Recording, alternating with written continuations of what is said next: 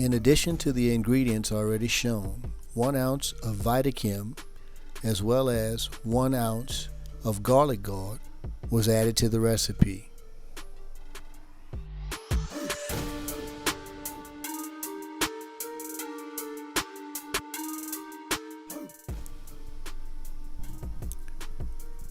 Frozen as well as freeze-dried ingredients were used to create a good mix for the protein component of the gel food recipe.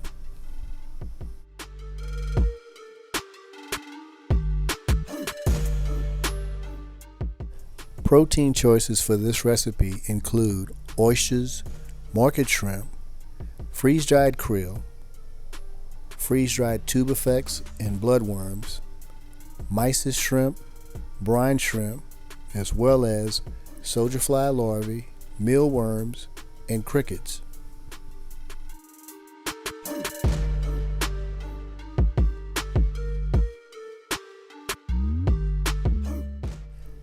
Since the majority of the fish I keep are either herbivores or omnivores, I chose a 1-to-1 ratio for this recipe.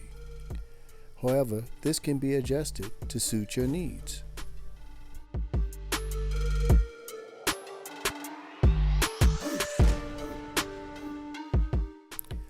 For plant eaters, I would adjust the ratio to 2 parts veggies to 1 part protein. For fish eaters, I would adjust the ratio to 2 parts protein to 1 part veggies.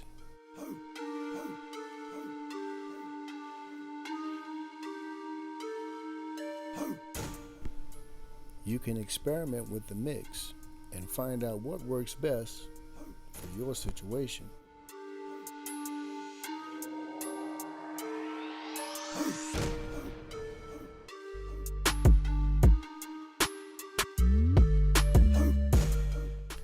For the vegetable side of the recipe, a good mix should be chosen.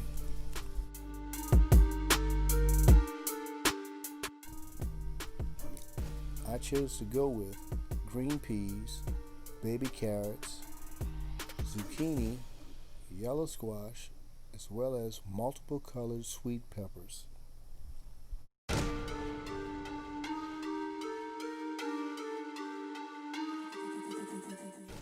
These brightly colored veggies were chosen for their carotenoid properties, which aid in bringing out the natural coloration of the fish.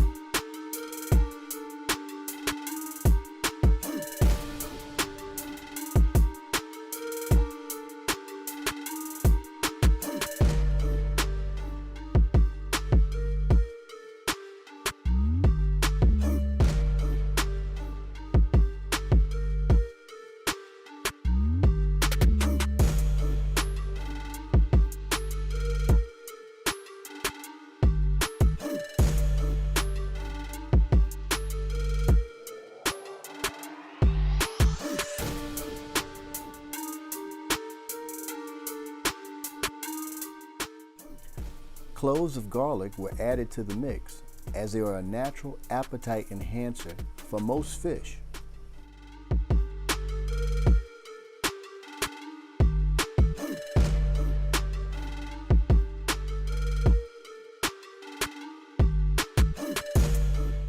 Making this mix, I produced way more than I could use immediately.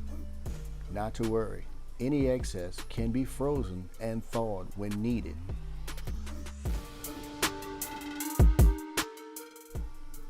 For my purpose, I blended 2 cups of the veggie protein blend in with 4 cups of hot boiling water. I then mixed in 6 packets of unflavored gelatin. Make sure that the gelatin is completely absorbed into the mix. Once this is done, you can pour your blend into a container, a baking pan, or perhaps a silicone mold, as I did.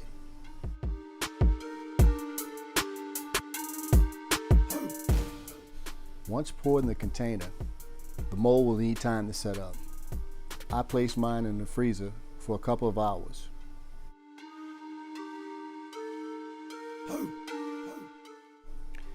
The food will keep in the refrigerator for approximately 7 days. Whatever you don't use immediately can be frozen and will keep for up to 6 to 8 months.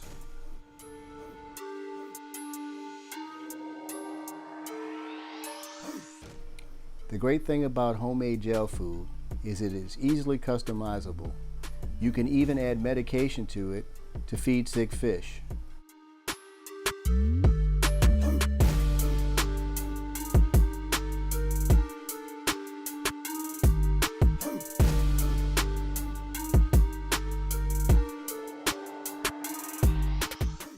Well, there you have it. A quick and easy recipe to make your own homemade gel food. But the proof is in the pudding. Let's see if the fish will really eat it.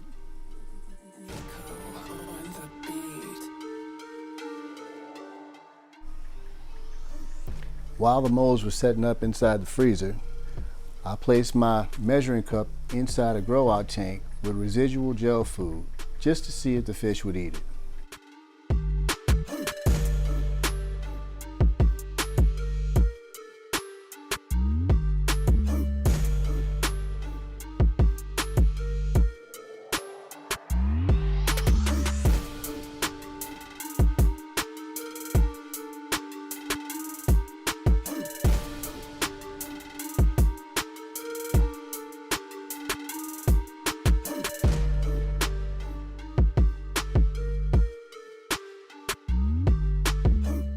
I think it's safe to say that they liked it.